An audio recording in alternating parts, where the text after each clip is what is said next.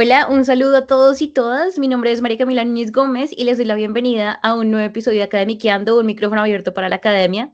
Hoy me acompaña Adrián Camarota, directo, en vivo y en directo desde Argentina. Él es docente, investigador, escritor y editor argentino. Y pues, Adrián, buenos días, bienvenido a Academiqueando y muchísimas gracias por estar acá. Hola Camila, ¿cómo andás? Bueno, muchas gracias por el espacio, este espacio que es interesante para la difusión de la ciencia, la producción académica y la difusión de conocimientos también. Muchas gracias. Justo ahorita estábamos hablando de la importancia de la divulgación de la academia y de los trabajos. De pronto ahorita podemos profundizar un poquito en eso. Solamente quiero mencionar un poco tu trayectoria para que de pronto hablemos un poquito desde ahí. Tú eres doctor en ciencias sociales y magíster y licenciado en historia. Cuéntanos un poquito en general cuáles son las áreas que te interesan en investigación y en docencia. Bueno, las áreas de investigación quizás a veces suenan como un poco eclécticas, ¿no? Pero básicamente trabajo lo que es historia de la salud, historia de la educación y ahora de una temática también voy a retomar por unos colegas, historia de las juventudes. Entre fines del siglo XIX, digamos, y la primera mitad del siglo XX, obviamente acá en Argentina, si bien ahora nos estamos expandiendo un poquito con algún proyecto con colegas colombianos, de hacer una historia comparada con el tema de la educación, digamos, esas son mis áreas de interés, desde una Bien, perspectiva de lo que sería historia social, digamos, ¿no? ok. Básicamente. Perfecto, gracias, muy interesante. Y bueno, Adrián, contigo ahorita en este episodio Academiqueando vamos a hablar sobre tus trabajos de investigación, especialmente el libro que se titula Débiles, Anormales, Higiénicos y Civilizados, Medicalización de la Niñez Esclavizada en Buenos Aires, 1884 a 1945, pero también hay un adelantico de pronto sobre tu trabajo como director de la colección Florencia Fusati, Educación y Salud, de Ediciones Imago Mundi, localizado en Argentina. Pero entonces empecemos un poquito por tu libro, Débiles, Anormales, Higiénicos y Civilizados. Tú nos afirmas en la introducción y digamos en la presentación del libro que quieren rescatar un conjunto de sentidos, saberes, intervenciones y prácticas situadas en las escuelas públicas del siglo XX. Y hay una conversación súper interesante sobre cómo la medicina y la pedagogía se van como consolidando juntas y creando esto que se llama por la cultura escolar. Quiero empezar por entrar a discutir un poco el periodo, porque siento que esa demarcación del periodo es muy interesante para hablar de precisamente esta convivencia de estas dos disciplinas. Entonces hablemos un poquito de la definición del periodo. Recuerdo de 1884 a 1945 e inicia con una cosa también que encontré súper interesante y es, tú la llamas así también en el libro, la auspiciosa ley 1420 de 1884. Entonces, bueno, Adrián, cuéntanos un poquito sobre este periodo y este proceso que está tan interesante. Sí, el periodo tiene que ver, bueno, obviamente que como historiadores, historiadoras, siempre tenemos que hacer un recorte y fundamentarlo, porque no, todo no se puede abarcar, pero básicamente 1884 marca acá para lo que es nuestra historia, incluso para los sistemas educativos latinoamericanos, digamos, para el mismo periodo, y para también, si querés, para los estudios de salud, primero la construcción de esos estados nacionales, ¿no? Después de la guerra de la independencia. Ahora, para construir esos estados nacionales había dos problemáticas fundamentales. El tema de la salud, epidemias, enfermedades, que de cierta forma, en términos epocales, deterioraba esa idea de raza o esa idea de fundar, digamos, una ciudadanía moderna. Y por otro lado, el gran tema era el analfabetismo, ¿no? Entonces se van sancionando leyes educativas. En el caso de Argentina, después del Congreso Pedagógico, se sanciona la ley 1420, que estipulaba que la educación era libre, gratuita. Y también la educación tenía que ser laica, pero esto es relativo, si querés después lo hablamos, pero Ok, básicamente esta educación libre, gratuita, se va a aplicar en lo que la Argentina se conoce en aquel entonces, se conoce como la capital federal, y lo que eran los territorios nacionales. los territorios nacionales no tenían autonomía, sino que dependían directamente de la nación, a diferencia de las provincias. Luego las provincias van sancionando, o los estados, ¿no? A nosotros acá le decimos provincias, van sancionando sus propias leyes educativas. Pero en principio esta ley intenta, digamos, educar a la nación. No es que antes no, previo, digamos, a la sanción de la ley 1420, no es que no había educación, había, pero eran distintos formatos, si se quiere, dispersos. Lo que le va a dar la educación 1420, la ley, es justamente unificar. Y dentro de la ley, de esta ley, está la cuestión de la higiene, ¿no? Transmitir, si se quiere, nociones de higiene, un sanitarismo de masas, educar. Pensemos que la Argentina, al igual que otros países también latinoamericanos, pero sobre todo la Argentina, recibió un caudal de inmigrantes a fines del siglo XIX muy importante, ¿no? Entonces había que nacionalizar también a esos inmigrantes. Y nacionalizar implicaba transmitirle los valores de la patria, determinados valores ligados con la higiene, bueno, el idioma nacional, o sea, en términos de Hobsbawm, desde mi perspectiva, a fines del siglo XIX, se construye la nación, o se inventa la nación, ¿no? A través de la escuela, los rituales, donde la higiene y el cuidado de la salud del niño es fundamental. Recordemos otra cosa también que aparece en los debates del Congreso Pedagógico de fines del siglo XIX, que también ahora el niño deja ser un adulto en miniatura, ¿no? Aparece el niño, digamos, con ciertos, si se quiere, derechos.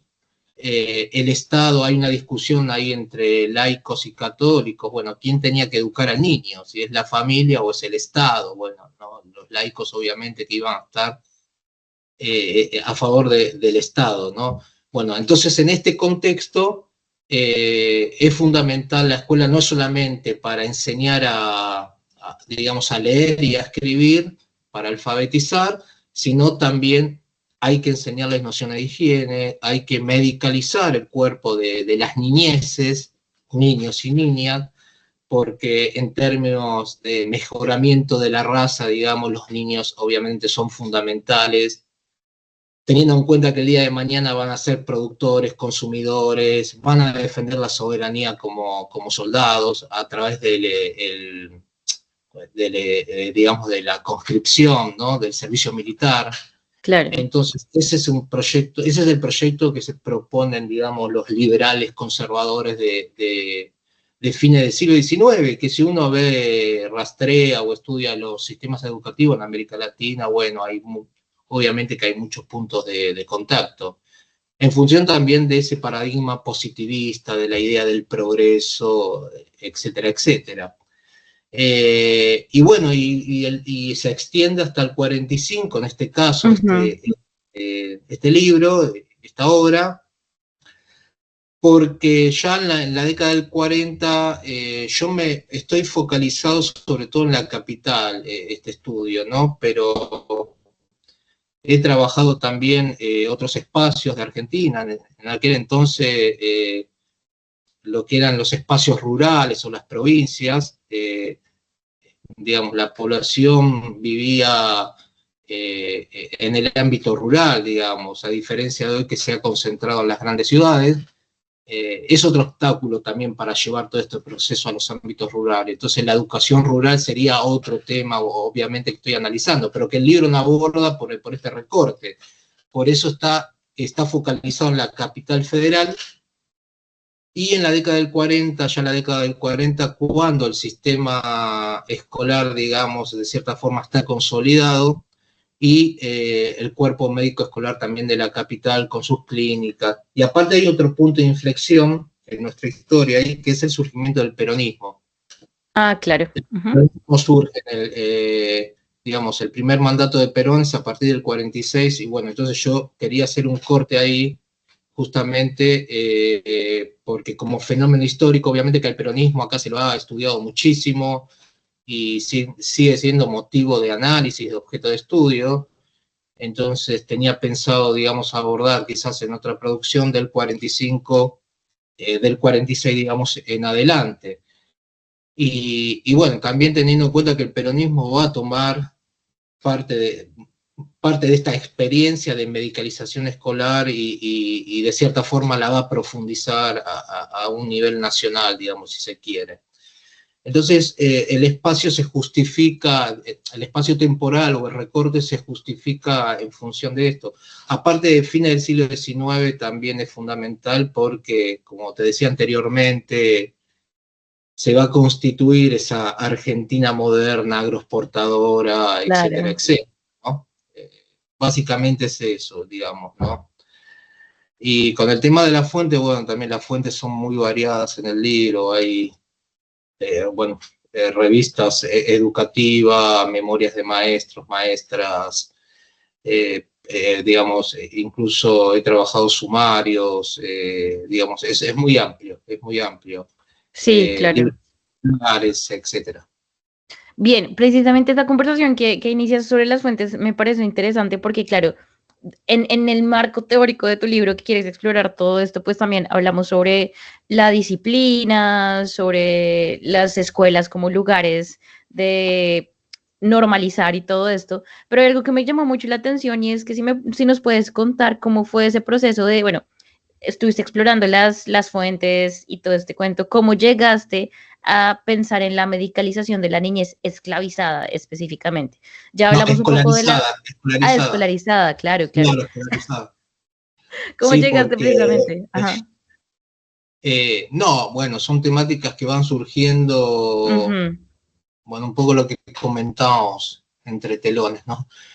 Son temáticas que van surgiendo a medida que uno va indagando en los archivos, quizás por otros intereses que tenía y va surgiendo, vas viendo fuentes que son interesantes. Por ejemplo, cuando yo trabajaba el tema de juventudes escolarizadas, Claro. encuentro en el archivo, está bien que es para el ciclo secundario esto, ¿no? Pero me encuentro con el archivo, en el archivo de libretas sanitarias, ficha de salud, y bueno, y me llamó precisamente, digamos, muy fuerte la atención, ¿no? Y yo todavía no tenía grandes conocimientos en historia de la medicina, ¿no? Pero bueno, me Ok. puse a indagar, leyendo, y entonces es como que vas arribando al tema, ¿no? Va decantando. A veces el archivo produce eso, ¿no? El archivo, Sí, uno, claro. más allá del conocimiento, hay algo que se llama intuición, ¿no? La intuición a mí me sirve muchísimo para decir, bueno, esto me va a servir o esto me genera cierta curiosidad, pero quizás en el momento in situ uno no sabe bien para qué lo va a utilizar. Y en parte, bueno, se ligó con esto, se ligó con que yo también estaba en grupos de investigación de colegas que hacían historia de la medicina. Y la otra cuestión es que si uno mira lo que se ha producido sobre higiene escolar, acá en Argentina estoy hablando, siempre aparecida desde mi perspectiva, ¿no? Aparece como un tema periférico en función de problemáticas más amplias, ¿no? De procesos de medicalización más amplios, donde la escuela aparece, si se quiere, como un lugar importante, pero periférico en el análisis. Entonces, este libro lo que hace es focalizar en la escuela de la educación común, ¿no? Que era la escuela de la ley 1420. Claro. Entonces, a partir de ahí, y a partir de algunos artículos que venía publicando sobre ya niñez medicalizada, bueno, fui Ujú. armando el rompecabezas, ¿no? También en Claro. parte es un libro que yo lo venía trabajando, si se quiere, en mis tiempos libres, ¿no? Porque estaba con otros temas y bueno, llegó un punto que dije aprovechar que también como director de la colección que mencionaba Florencia Fossati, que Sí. son estudios de salud y educación, porque ahí hay otro cruce interesante, que es salud y educación como políticas públicas también, ¿no? En el libro aparece, si uno ve, analiza, bueno, desde qué perspectiva se trabaja y aparece el institucionalismo histórico, historia social, historia de las burocracias estatales, digamos, es un poco donde abreva en cuanto a enfoques, ¿no? Y bueno, esto uno lo va construyendo, lo fui construyendo en estos últimos años, ¿no? Claro. Definitivamente es muy interesante esa conversación sobre el archivo y las cosas que a veces uno descubre bueno, tal vez uno tenía esa intuición y otras cosas que simplemente le sorprenden. En tu libro, a lo largo de 5 capítulos, nos describes pues este escenario sobre la educación, la pedagogía, salud y educación, este enramado muy interesante. Pero hay algo que sí me llamó la atención, dos cosas particulares. Eh, el origen o la consolidación de ese cuerpo médico escolar a lo largo de este periodo y el rol que tuvo precisamente en esta higiene, en esta educación de ciertos patrones de comportamiento, de civilización. Pero también la otra cosa que me llama mucho la atención es esta nuevo modelo de civilización muy atado a la modernización. Entonces no es solamente comportamientos de ir a la escuela, sino higiene, no solamente en la escuela, sino privada, como cuestiones de la alimentación. Entonces quisiera que conversáramos un poquito sobre esas dos cosas, primero sobre este cuerpo médico escolar y cómo eso se relacionó con toda la narración, y el segundo, este aspecto de la higiene, como las nociones morales y bueno, toda esta discusión. Sí, bueno, ahí en principio el cuerpo médico escolar se crea a fines del siglo XIX, obviamente con pocos recursos. Estos médicos escolares es interesante porque, bueno, son profesionales muy reconocidos, no solamente acá en Argentina, sino en el exterior. Bueno, uno de estos médicos profesionales, que incluso en algunos de ellos tuve la curiosidad de ir a ver sus legajos en la Facultad de Medicina, donde habían Qué egresado la interesante. Facultad de Medicina de Buenos Aires, acá, de la UBA.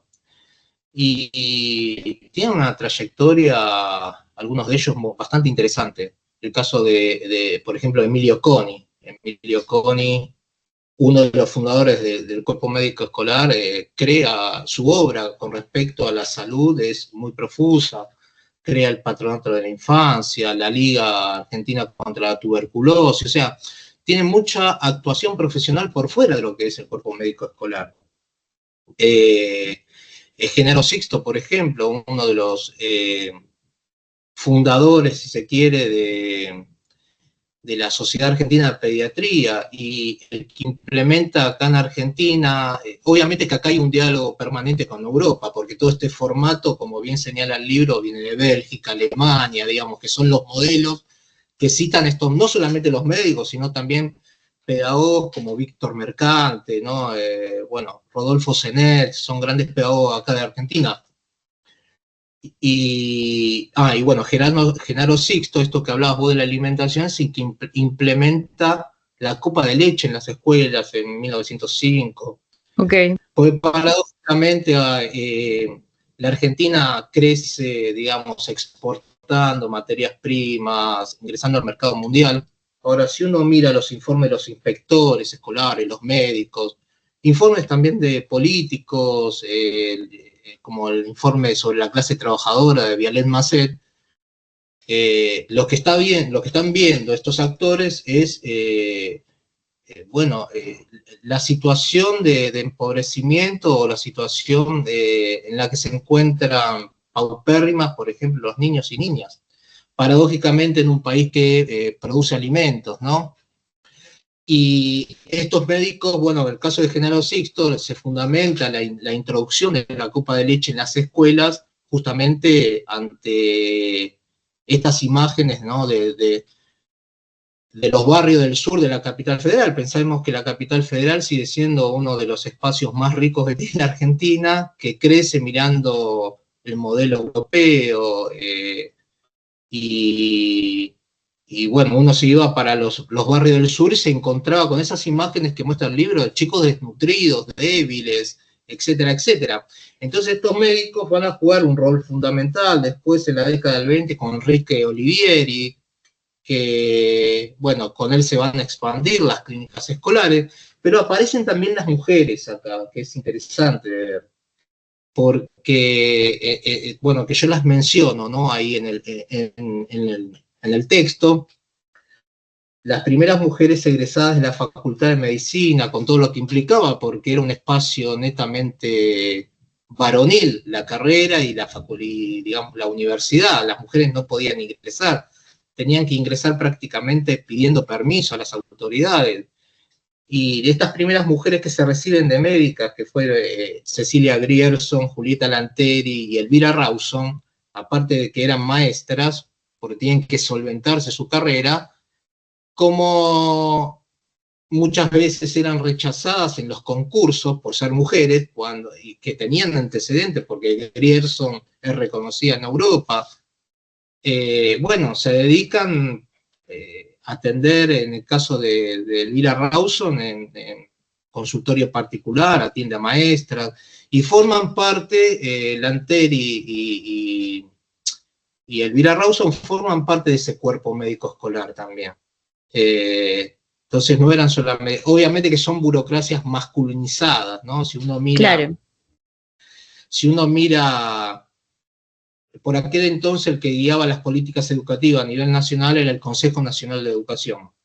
Si vos mirás la composición, los altos cargos del Consejo Nacional de Educación entre 1881, que se crea, 1933, por tomar una muestra, de tan solo de 133 funcionarios, tan solo 3 son mujeres, y una es Elvira Rawson, ¿no? Entonces, son actores también importantes dentro de este proceso de medicalización. Aparte escriben sobre la niñez, la importancia de la mujer, la maternidad, bueno, toda esa idea de maternalismo y los roles que tenían que ocupar en las mujeres, incluso dentro del sistema educativo. Hay una fuerte división genérica. Entonces estos médicos uno los ve ahí reconocidos, insisto, en general, en Europa, van a congresos de medicina, de niñez, etcétera, etcétera, y acá vos los ves actuando en distintos espacios, incluso en el cuerpo médico escolar de la provincia de Buenos Aires. A veces trabajan ad honorem, pero son los que van a diseñar toda esta estrategia de intervención, por ejemplo, las colonias de vacaciones, las escuelas para niños débiles, etcétera, etcétera. Y el tema de la moralidad, obviamente que todo este proceso de medicalización y también cómo se concibe la enfermedad tiene un fuerte componente moral. La enfermedad no es solamente los microbios, las bacterias, bueno, el bacilo de Koch, la higiene clásica, sino que también hay un fuerte componente que está en los discursos de los galenos, que tiene que ver con la moralidad del individuo. La enfermedad también es producto de esto, ¿no? Bueno, la sífilis, ¿por qué se contrae sífilis? Bueno, porque los varones de sectores populares tienen conductas indeseables, que, bueno, van al prostíbulo, consumen ese tipo consume prostitución, entonces ahí aparece el problema, todo este problema de la sífilis, obviamente. Entonces hay que moralizar a las masas. ¿Cuál es el espacio más inmediato para, digamos, moralizar a las masas? Bueno, el espacio escolar. Aparte con esta idea también que aparece en los discursos de que el niño va a llevar al espacio familiar, ¿sí?, estas nociones Claro, de higiene, como el de emisario de esas normativa. nuevas ideas, ¿no? Claro, niños que a veces, cuando uno lee, pensemos que en esa Buenos Aires, de fines del siglo XIX e inicio del siglo XX, hay mortalidad infantil, hay abandono, hay infanticidios, abandono, digamos, tanto material como afectivo, obviamente. Entonces la escuela tiene que avanzar sobre eso, tiene que avanzar sobre un discurso. O sea, el discurso de la familia nuclear era un horizonte. Después uno ve las realidades de las familias, mujeres solas, mujeres tienen que salir a trabajar a la par del niño, los niños que trabajan en las fábricas, a pesar de que inicia el siglo XX se sanciona a Alfredo Palacios, que fue el primer diputado socialista, impulsa la ley que protegía a los niños y las mujeres en las fábricas, digo. La escuela tiene que avanzar. Por eso en el texto también aparece, que lo han trabajado otros autores, la diferencia entre niñez y minoridad, ¿no? El niño es el modelo deseado, el escolarizado, el que cumple las reglas, el que aparece en los manuales escolares, ¿no? También. El niño que tiene un comportamiento correcto, que respeta la autoridad, y los menores son los que están en las calles, huérfanos, pobres, que cometen delitos, etcétera, etcétera.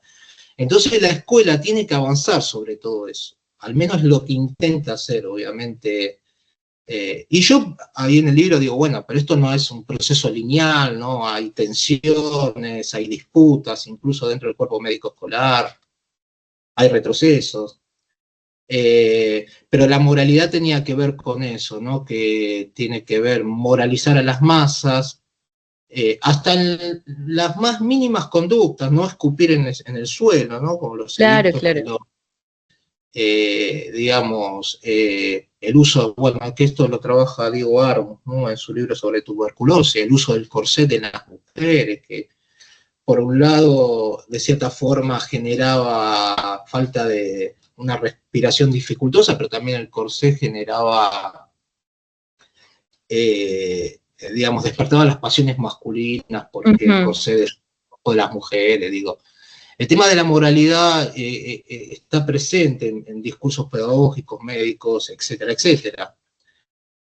Y bueno, y el tema en torno a la alimentación también, hay que civilizar el apetito de los niños y las niñas. Estos niños que muchas veces, dicen los médicos, los pedagogos, las maestras, venían anémicos a las escuelas, ¿no?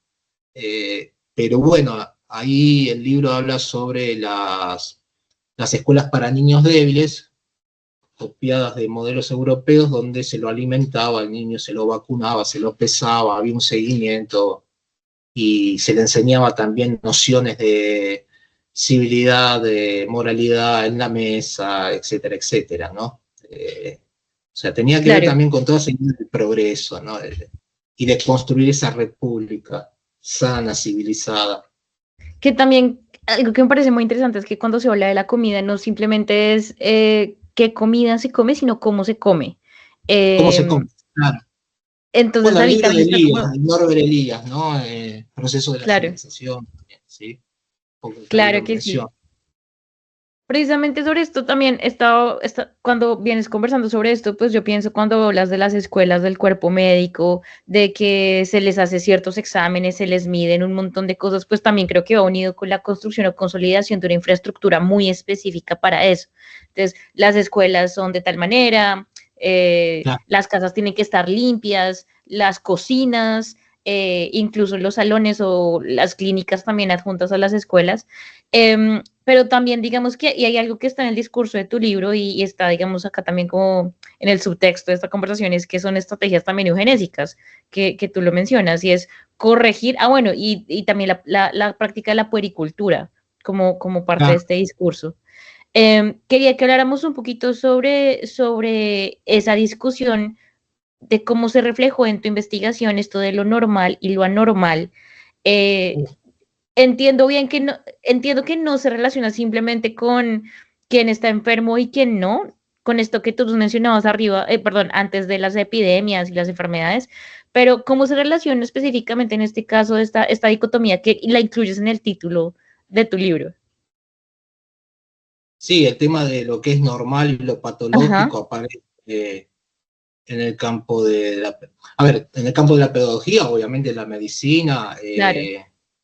también tiene que ver un poco, si se quiere, si nos vamos un poquito a Europa, cómo en Europa, a fines del siglo XIX, se construyen determinados mitos que le dan una cariz científico, ¿no? Por ejemplo, el mito de la raza o de la superioridad racial, cuando Paul Broca medía cráneos y comparaba y partía de ciertos prejuicios, ¿no? De que, bueno, voy a medir los cráneos de estos pueblos que son inferiores y esto, bueno, para contratar mi hipótesis.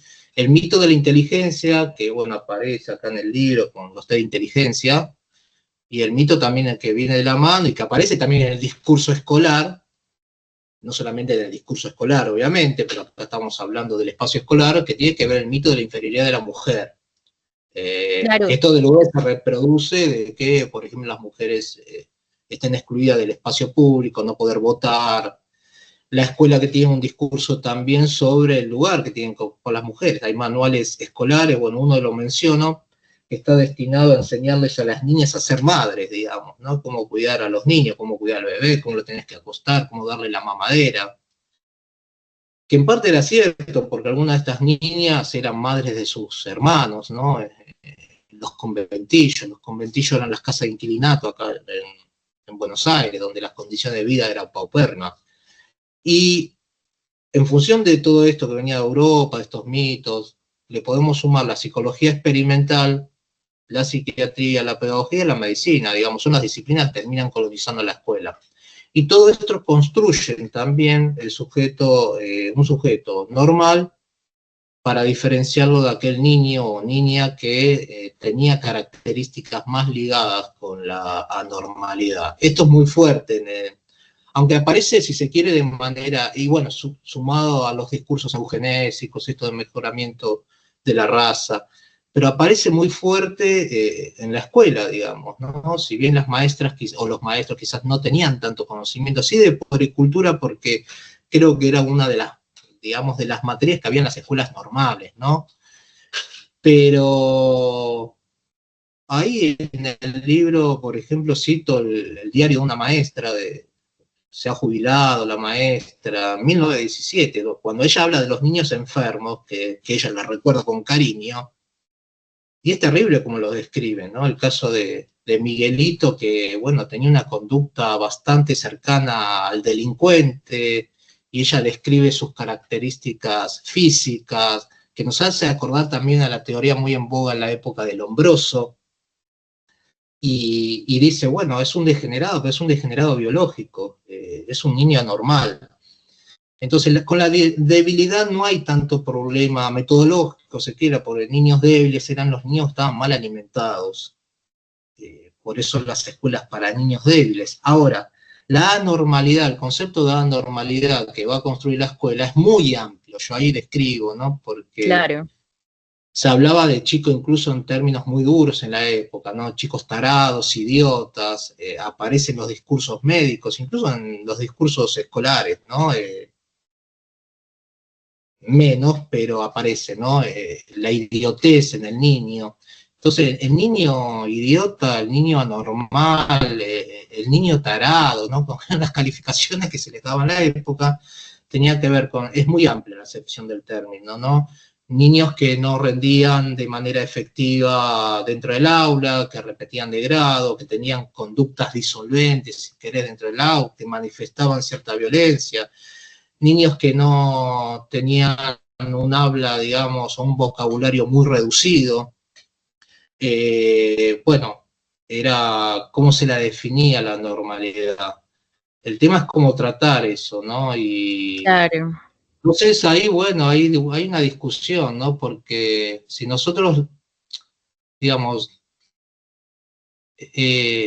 la tarea del historiador no es trasladar juicios de la actualidad al pasado, obviamente. Si uno quiere entender cómo era la ciudadanía en el siglo XVIII, digamos, estaba la idea de ciudadano, pero era súbdito del rey, digo, no era la ciudadanía moderna. Ahora, si uno tiene que ubicarse en la época y tomar esos criterios y analizarlos, no podemos llevar juicios actuales al pasado. Entonces, ¿cuál era, si se quiere, el tratamiento para estos niños, tanto anormales como eran considerados? Porque también anormal era el niño discapacitado, el niño que sufría afasia, Claro. ¿no? Que Ujú. eran problemáticas mucho más duras, digamos. Bueno, a estos niños se los separaba y se los llevaba, en el caso de niños débiles, a las colonias a las escuelas para niños débiles, a las colonias de vacaciones, ¿no? Uno puede decir, bueno, pero se lo estaba excluyendo. La realidad es que esos niños, tanto las colonias de vacaciones como las escuelas para niños débiles, eran plazas de socialización, digamos, o de una suerte de ingeniería social, digamos, ¿no? Donde, insisto, se los alimentaba, se los pesaba, se los vacunaba, se les daba clase, ejercicio físico, fundamental. en toda esta historia la educación física. Ahora uno se pregunta, bueno, ¿se los está excluyendo, no se los está excluyendo?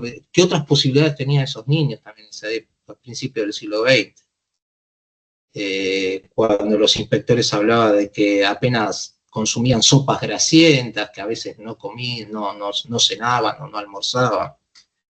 Y para el caso de otros niños, sí, si bien había un discurso que nosotros en términos actuales podemos denominarlo como discriminador, existía la escuela, digamos, para fásicos y digamos, retardados. Pero bueno, pero hay toda una discusión, incluso en esta idea del mérito, ¿no? Si se quiere, en un plano más amplio. Víctor Mercante, por ejemplo, pedagogo acá reconocido, hablaba de hacer test de inteligencia para detectar qué niños o niñas, niños sobre todo, estaban capacitados para seguir la universidad, ¿no? Y qué niños se iban a dedicar al mundo del trabajo. En parte, el horizonte de toda esta ingeniería, las libretas sanitarias, la ficha de salud, las cédulas escolares, como horizonte, tenían la idea de medir, de cuantificar y también de predecir el lugar que iban a ocupar estos niños en la sociedad a futuro, ¿no? Digo, esto como horizonte, después pensemos que si salimos de Capital Federal, como te decía anteriormente, el tema de la deserción escolar era grande, los espacios rurales, las escuelas rurales eran de 2 grados, los niños eran demandados para el trabajo en el mundo rural, o sea, había otra realidad. Pero es muy fuerte esto, por eso el libro justamente intenta jugar con eso, no, el título, digamos, ¿no? Entre lo que era lo normal y lo que era patológico, tanto para la pedagogía, para el medio escolar, obviamente también para la medicina, que son muy fuertes estos discursos en América Latina, Claro. desde el fin del siglo XIX, si querés. Claro, y está muy interesante porque también todo esto tiene por debajo el discurso de que se tiene que intervenir o corregir, porque claro, es muy importante para el futuro. Entonces, ahí está bien. Hay muchísima información y muchísimos temas en el libro. Claro, no es una eugenesia negativa, de exclusión, claro, de segregación, de esterilizar, como planteaba, ¿no?, la eugenesia, si se quiere, de esterilizar a determinadas mujeres de sectores populares, para que no haya descendencia, ¿no? Acá la idea es corregir, si se quiere. Corregir, sí. La herencia, digamos, ¿no? De cierta forma.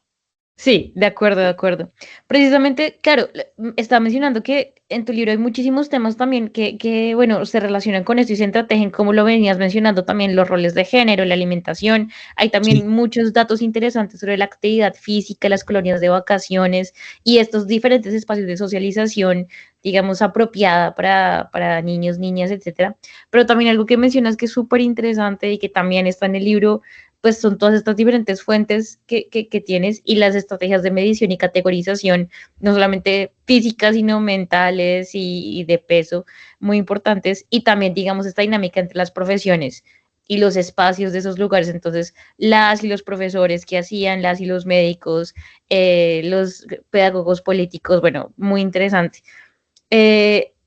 No podemos hablar mucho más del libro porque ya se nos va todo el tiempo, pero dejo estos datos porque es muy interesante, súper recomendado este libro. Pero sí quiero entonces tomarlo un poco como para que hablemos de esta colección, porque bueno, el libro fue publicado en 2023 en la colección Florencia Fossati, Educación y Salud de Ediciones Imago Mundi. Así es, tenemos que esperar solamente un ratico para continuar esta conversación con Adrián Camarota, pero no se la pierdan para conocer todo sobre la colección y un par de recomendados.